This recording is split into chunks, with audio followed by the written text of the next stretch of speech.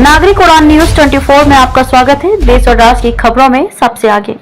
नमस्कार, मैं खुशी और आप देख रहे हैं नागरिक उड़ान न्यूज। आइए नजर डालते हैं आज की बड़ी खबर पर।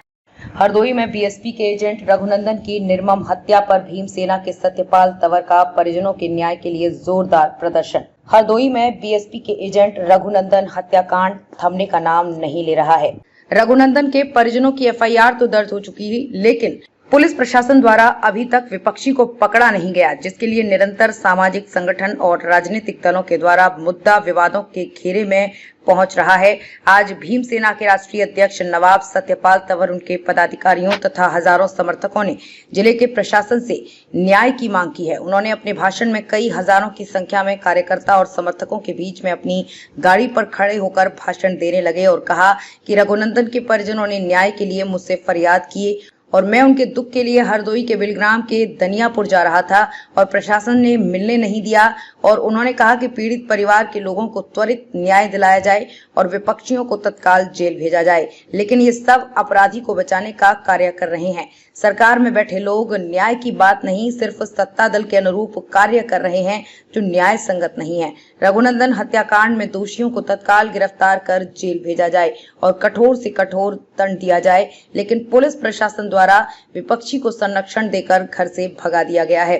नवाब सतपाल तंवर ने सरकार और प्रशासन पर गंभीर आरोप लगाए और दबाव में होने के कारण कोई उचित कार्रवाई नहीं हो पा रही है, जिसका वो विरोध करते हैं। अपने भाई को न्याय दिलाने के लिए हर संभव प्रयास करूंगा। उन्होंने अपने भाषण में जिक्र किया और कहा कि भारत के संविधान निर्माता डॉक्टर भीमराव अंबेडकर ने भारतीय संविधान की रचना सभी को न्याय दिलाने और सम्मान से जीवन निर्वहन करने के लिए बनाई थी।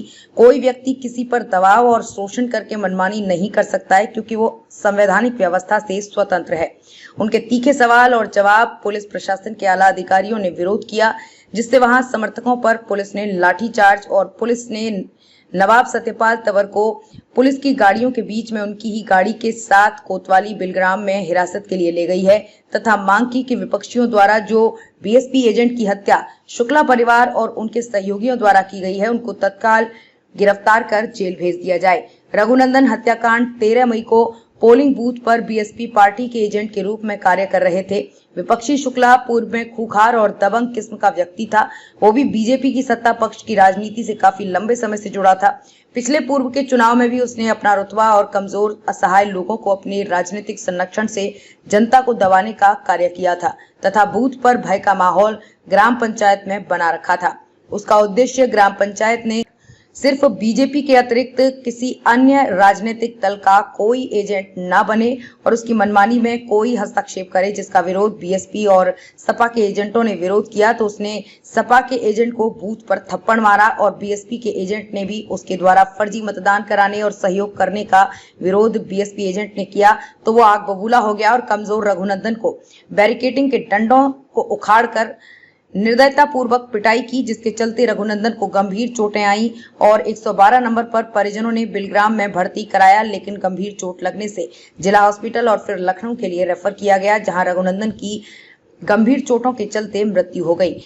रघुनंदन हत्याकांड में न्याय के लिए सभी संगठन और राजनीतिक दल न्याय कर रहे हैं, लेकिन विपक्षी डबल इंजन की बीजेपी सरकार के एजेंट को शुक्ला को बचाने का कार्य किया जा रहा है और परिजन और सहयोगी साथी न्याय के लिए पुलिस प्रशासन और उच्च अधिकारियों से न्याय की मांग कर रहे हैं। अभी देखना संदिग्ध होगा कि क्या परिजनों को न्याय मिल पाता है या नहीं, विपक्षी को खिलाफ सख्त विधिक रूप से कार्रवाई होती है या फिर न्याय की मांग सिर्फ ठंडे बस्ते तक सीमित रह जाएगी और बड़े भाई रघुनंदन को न्याय नहीं मिल पाएगा। अब तक के लिए बस इतना ही। फिर होगी आपसे मुलाकात ऐसी एक और बड़ी खबर के साथ। तब तक के लिए नमस्कार और देखते रहिए नागरिक उड़ान न्यूज। ऐसे ही लेटेस्ट अपडेट्स के लिए हमारे चैनल नागरिक उड़ान न्यूज को सब्सक्राइब करें और तुरंत नोटिफिकेशन पाने के लिए बेल आइकन प्रेस करना ना भूलें। यदि आप हमें फेसबुक के माध्यम से देख रहे हैं तो हमारे पेज को फॉलो जरूर करें। धन्यवाद।